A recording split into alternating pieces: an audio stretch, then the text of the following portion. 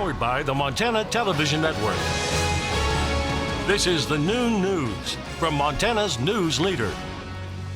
Good afternoon, everyone. Thanks for joining us on your Tuesday at noon. I'm Jeanelle Slade. Well, the number of confirmed positive coronavirus tests here in Montana stands at 319. Now, the state currently is having issues updating its numbers, so we'll get those out to you as soon as we have them.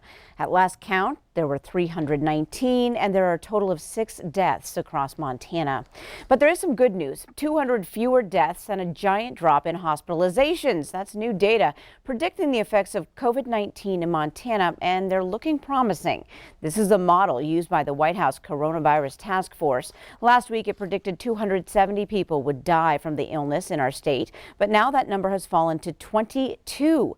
The data suggests only 45 hospital beds will be needed at the peak of the outbreak compared to the 800 plus previously reported. The numbers are compiled by the University of Washington and indicate the peak resource need for the state will be April 13th.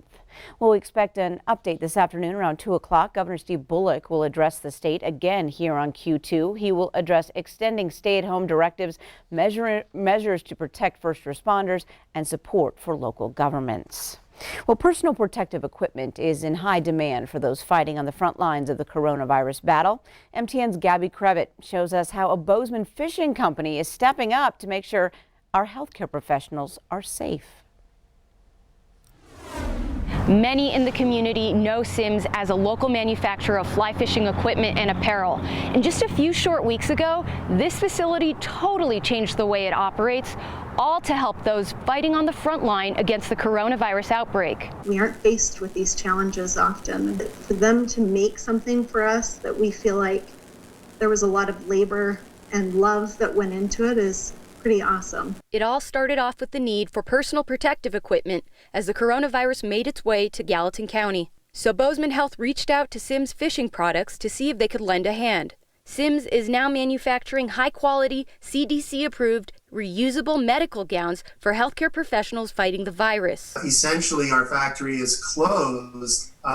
Making waders is not essential, but making medical gowns is essential. And so Governor Bullock has given us the green light to make these gowns, whether they're for Bozeman Health or any other customers around Montana. Bozeman Health says the effort was made possible by numerous people in the community, from the financial support of the Yellowstone Club Community Foundation and the Arthur M. Blank Foundation, to, of course, the employees at Simms stepping up during the stay-at-home directive. The sense of urgency from the medical community is so great that for us to be able to fulfill their needs is really, I would say, it's one of our proudest moments. The CEO of Bozeman Health says the sense of pride is felt by healthcare workers as well. Watching our teams in action, caring compassionately for those that they serve on a daily basis, but knowing that there is this badge of local pride that they're wearing, to me, is spectacular.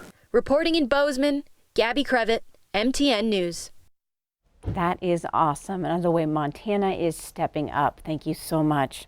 Well, a supermoon happens when a full moon is closer to Earth than normal, and tonight's will be especially close. It's expected to be the biggest and brightest supermoon of the year. We'll see a string of supermoons happening this spring. The next one is exactly 1 month from today. Talk about super. It's time to check in on the weather scene, and Rob Griggs is standing by now with the supermoon and a little sunshine. We have your solar and your lunar pleasure today. That's what we're all after here, by golly. Between the sun and the moon, you're going to have to duck, not to bump your head on it. That's how nice it's going to be across the state. Let me show you across the nation right now. Severe weather in places like Indiana, Michigan, and Ohio. That's where severe weather could be happening later on today. Also, we've got red flag fire warnings over there in Nebraska, tucking down into Colorado. Meanwhile, up in Montana and Idaho and Washington, Oregon, not too bad at all. We've got some high clouds. All the showers that we had up in northeast Montana have already moved along. Wind is going to be one of those issues, though. We'll watch those gusts across the state, anywhere from about 15 to 25 miles an hour, maybe even some higher gusts. How long does the wind stick around? How nice is it going to be? The complete forecast in just a little bit, Jeanelle. All right, thanks so much, Rob. Well, what a perfect day for golf. While many businesses have been forced to close because of the coronavirus outbreak, there's a gray area when it comes to hitting the greens. States are disagreeing whether golf and many other industries are essential or not. Well, some states have closed courses while others, such as Arizona, have deemed them essential. Here in Montana, Governor Steve Bullock didn't mention golf in his stay-at-home order, but he did say that leaving your home for outdoor activity, as long as you comply with social distancing guidelines, is okay. Well, golf is one of the few sports where you can social distance and not touch any of the same equipment. Courses are open, but taking precautions such as limiting carts to one golfer or family members only. We're following the directives of the governor. The governor and many states have allowed for outdoor activities as long as people are adhering to the social distancing guidelines. Our operations have changed substantially because we're not allowing guest play.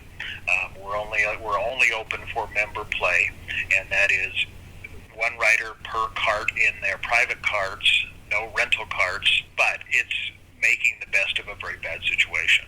The federal government does have a recommended list of essential businesses, but for now it is still up to each state to enforce those guidelines. Well, starting today, a drive-through nasal swab testing site will be up and running at the Missoula Fairgrounds.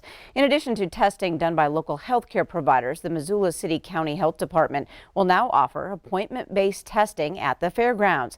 But as testing supplies are limited, you have to fall into the priority lists. Now, those include people who are healthcare facility workers who are having symptoms, patients in long-term care with symptoms, patients 65 years or older who have symptoms, or patients with underlying health conditions, and also first responders. Now, if you fall into one of those categories before going to the fairgrounds, it's important that you first call 258-INFO. From there, you'll speak with a nurse who can give you a referral. In energy news, construction work on the Keystone XL pipeline is underway across the U.S.-Canadian border north of Malta. Work began over the weekend, but TC Energy will not provide any further details. The company's presidential permit is a subject of a hearing next week before a U.S. district judge based in Great Falls. Some environmental groups claim the Army Corps of Engineers ignored two major U.S. laws when it approved the project's permit last spring. Well, since we are anticipating tonight's supermoon, a story behind black wolves in Yellowstone National Park, learn how science is helping us to understand their origin. The time now is 12:07, but first, Rob's up with your statewide weather forecast.